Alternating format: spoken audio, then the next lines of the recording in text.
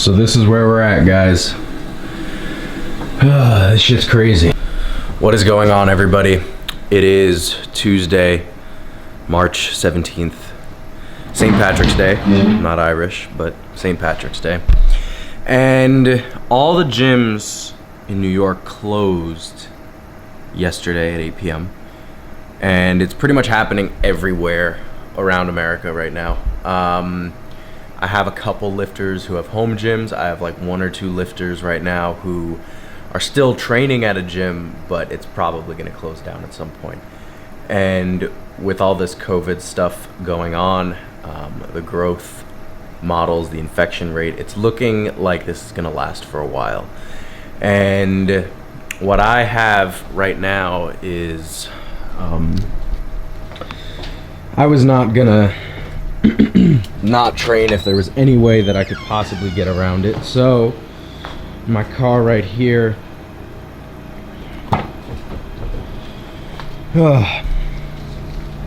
took everything I needed from my gym, renting it for the time being, however long this may go on. But we got kilo plates, the Rogue bench, the Texas rack all broken down, obviously a barbell, some bands to warm up with, and a half jack for whenever I need to pull. And I'm gonna be setting all of this up today, and I'm essentially gonna be doing all of my workouts in this little basement dungeon gym that I'm gonna have. I have the horse stall mats ready to go on top of a wrestling mat that I have downstairs, so I don't need to install any plywood or anything like that. I don't have to worry about cracking tiles. But my plan is to be giving you guys a lot more frequent uploads now, especially since I don't have, you know, I can work on the video like during a workout. I don't have to go anywhere, obviously.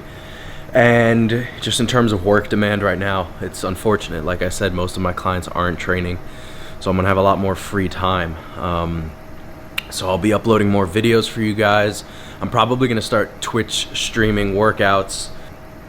Yeah, I'm gonna try also to start putting out some information, and Matt Cronin and I might have some seminars going on during this time. Essentially just like a group call, or potentially you know, educational lecture style stuff.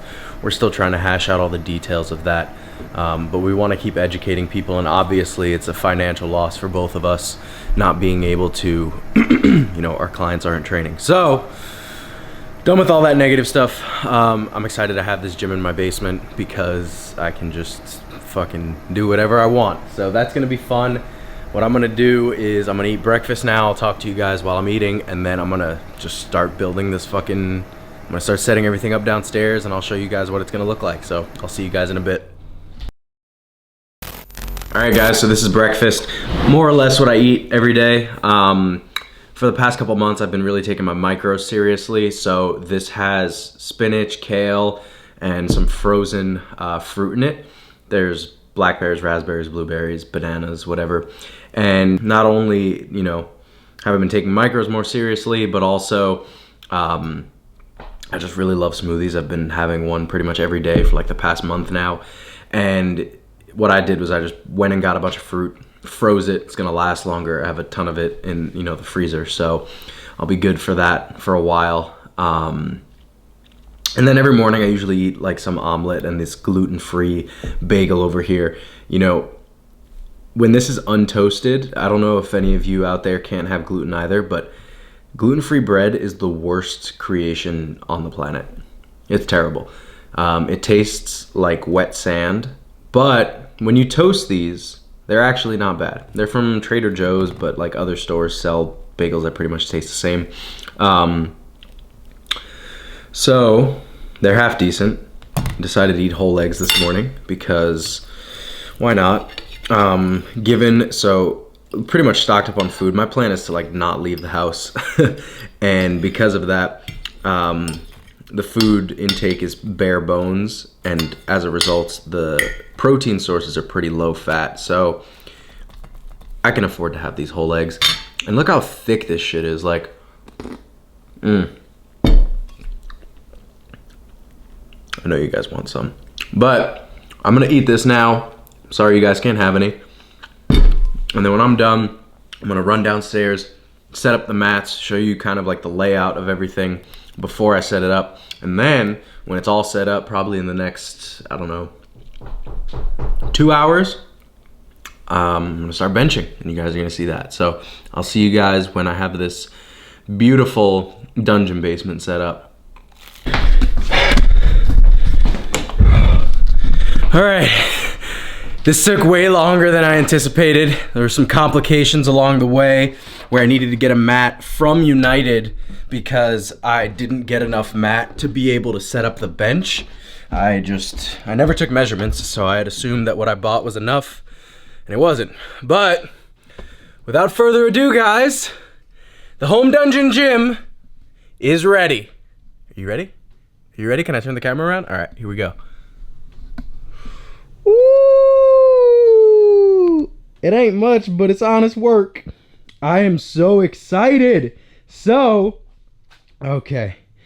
It took me way longer than expected. Probably took like 2.5 hours to like get everything down here, first of all, and then setting everything up, making sure that the mats were like sturdy enough. But I'm really happy. I'm excited to lift on this, and given how much I'm worked up right now, I probably don't even need to take caffeine tonight. Like, even if I had a lower body day, I don't even think I would need to take caffeine today.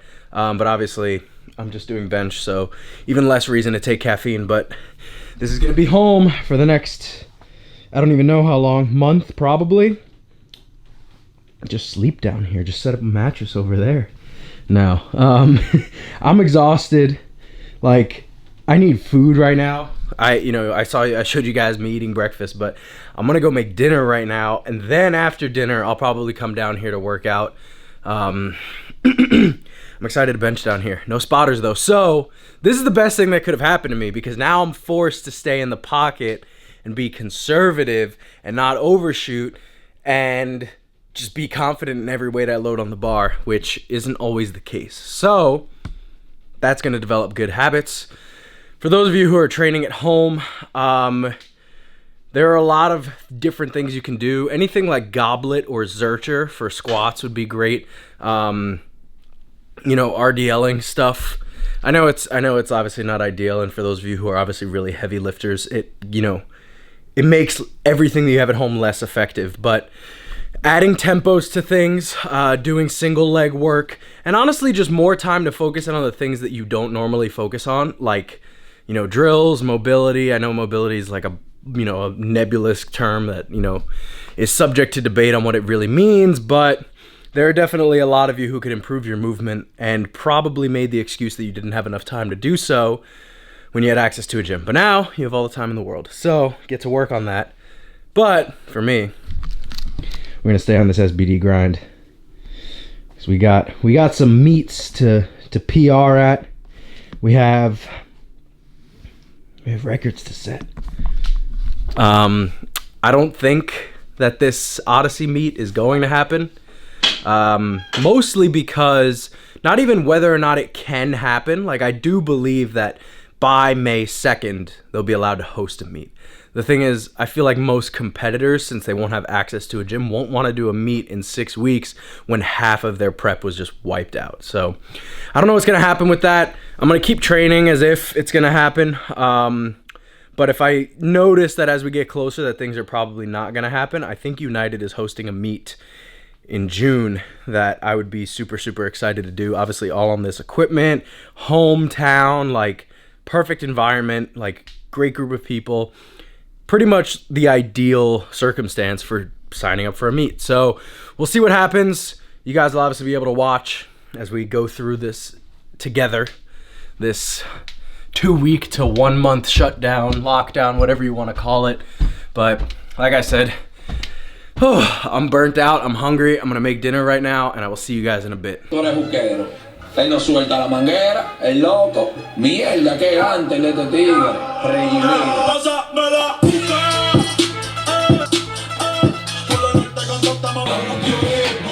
Two niggas in the front, 2 niggas in the back. That's 4 niggas riding this world really until they go back. Now you can pray for a miracle and God might get you locked down.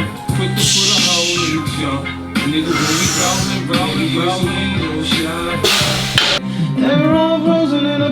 such a friend when my world's crashing down. Someone standing on the sidewalk. I just need somebody to die for.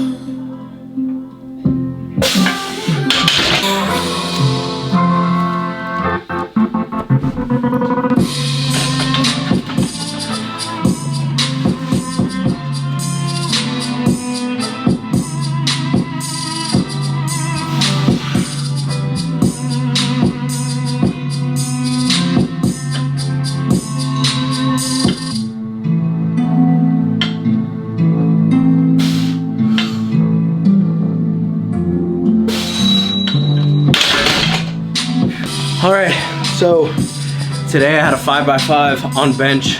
Started light. I just wanted to see two things. I wanted to see how I was faring with the self lift off, and then how I was faring with the floor. Self lift off feels okay, honestly. Doesn't feel too different than getting a lift off.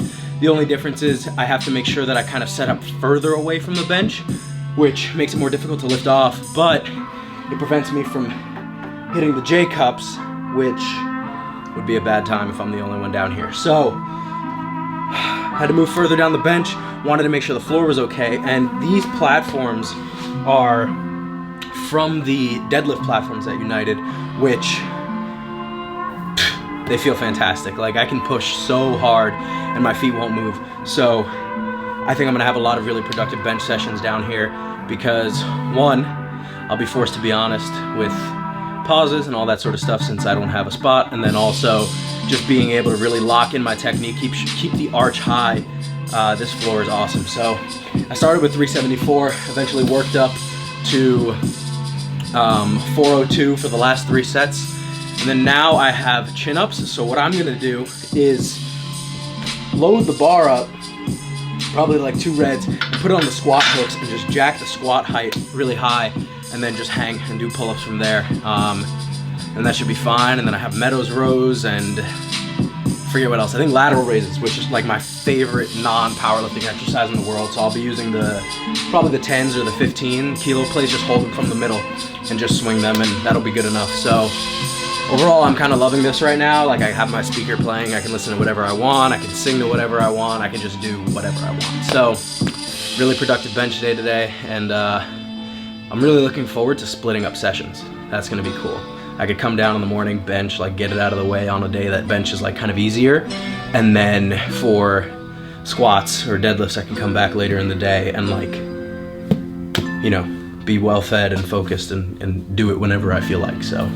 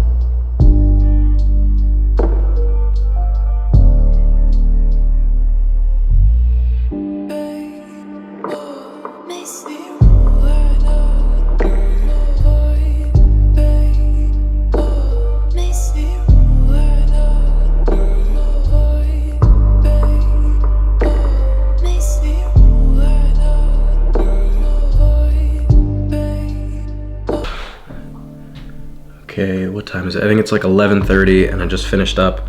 Honestly, I don't really, like, after the first day of training by myself, I really thought, like, all my life I was like, I would never want a home gym. I always like training like with people.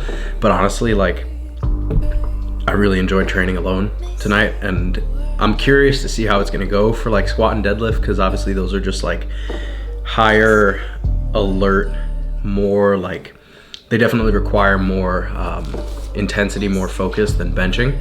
So I'm curious to see how that goes, but I'm honestly feeling like I'm gonna really enjoy this more than I thought I was, which is really cool. You guys saw I was doing those banded push-ups. So obviously I have a full kilo setup and can run through my program without any sort of hesitations. But for accessory work, I don't have access to dumbbells. I don't have access to any sort of machines. So it's important to obviously, you know, be resourceful, right? So for those of you, everybody can do a push-up. And like, I would assume any like lightweight male who is reasonably strong at bench press could probably pump out like 40 or 50 push-ups. And at that point it's like, okay, what is this really doing for my bench? But those wall supported banded push-ups were freaking hard. And the two really easy ways to make a push-up difficult are, one, to do them wall supported, and two, to add a tempo. So if you guys notice with the wall supported push-ups, you're driving your heels into the wall so that you can get your hammies and glutes to posteriorly rotate the pelvis underneath you. And then you're using your abs and obliques to keep the rib cage retracted. Essentially, if you were to look from the side and I drew a line, it would just be perfectly straight from the back of the rib cage all the way to the butt, because the rib cage is taken back, it's retracted at the top, and you want to essentially hold those abs and obliques the entire time you descend. And then as you push up, you don't just want to stop at where your arms lock out. You want to reach through, cave the chest, allow the scapulus to protract around, and it's really difficult. So I'm gonna have to get creative with a lot of these accessories. You saw like the dumbbell lateral raises were done with the plates, you know, easy enough to do that. But I probably will, for pull-ups, literally just throw weight on the bar, put the, you know, jack the rack height up to like 20 something and just do them like that. So that's it for this first episode. This is going to be an interesting couple weeks or month, however long this lasts. But as always, thank you guys so much for watching. Don't forget to like, comment, share, subscribe. I know you're all going to be on YouTube a lot more than normal since you won't have much to do if you're not leaving the house. No bad days, even now. And I'll see you guys in the next one. Take care.